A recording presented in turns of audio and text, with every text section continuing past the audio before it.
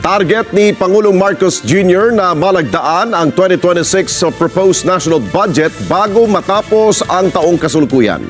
Kaya naman mas pinili po ng Pangulo na wag na muna magbakasyon ngayong holidays para mabusisi ng mabuti ang naturang panukalang pondo.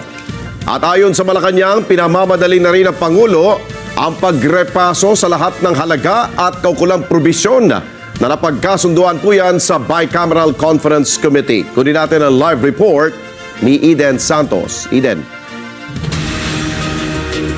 Yes, Alex, bagaman wala pa sa kamay ni Pangulong Ferdinand Marcos Jr. ang enrolled bill ng 6.7 trillion pesos na panukalang pambansang budget ng kanyang administrasyon para sa susunod na taon, sisikapin ng simulan ni Pangulong Ferdinand Marcos Jr.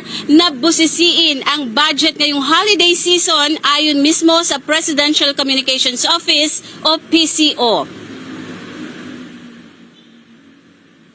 Sa Pangulo po, din po kailangan magkaroon ng break. Kailangan po talagang aralin ito at pipilitin na mapirmahan po ito bago magtapos ng taon. Paninindigan ni Pangulong Ferdinand Marcos Jr. ang no holiday break para busisiin ang 2026 national budget.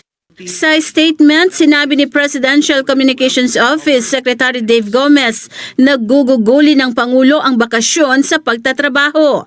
Anya, sa ngayon ay pinakikilos na ng Pangulo ang kanyang team para mapadali ang agarang pagrepaso sa lahat ng halaga at kaukulang probisyon na napagkasunduan sa meeting ng Bicameral Conference Committee at matunton ang mga pagbabagong ginawa mula sa orihinal na isinumiting National Expenditure Program o NEP. Dagdag pa ng kalihim na ang masusing pagsusuri na ito ay upang matiyak na magagamit ng mabuti ang pera mula sa buwis ng mamamayan, alinsunod na rin sa pahayag ng Pangulo sa kanyang huling State of the Nation Address o SONA.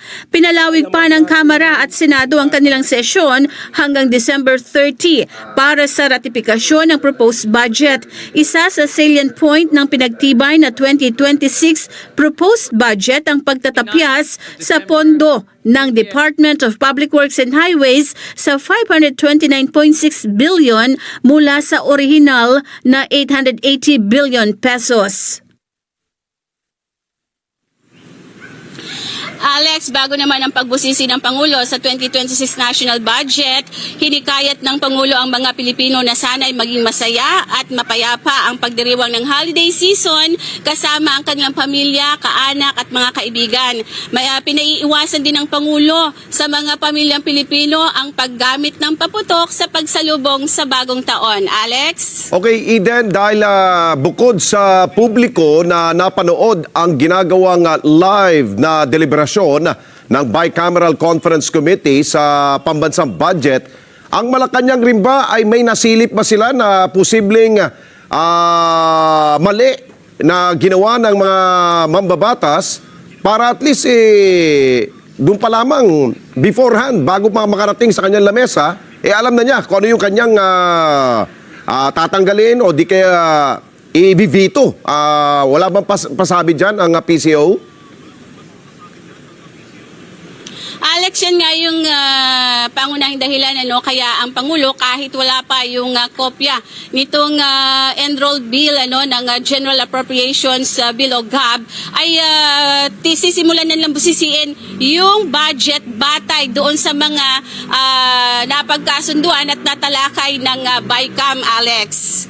So ibig sabihin nakamonitor rin sila doon sa live na deliberation ng BICAM. Eden?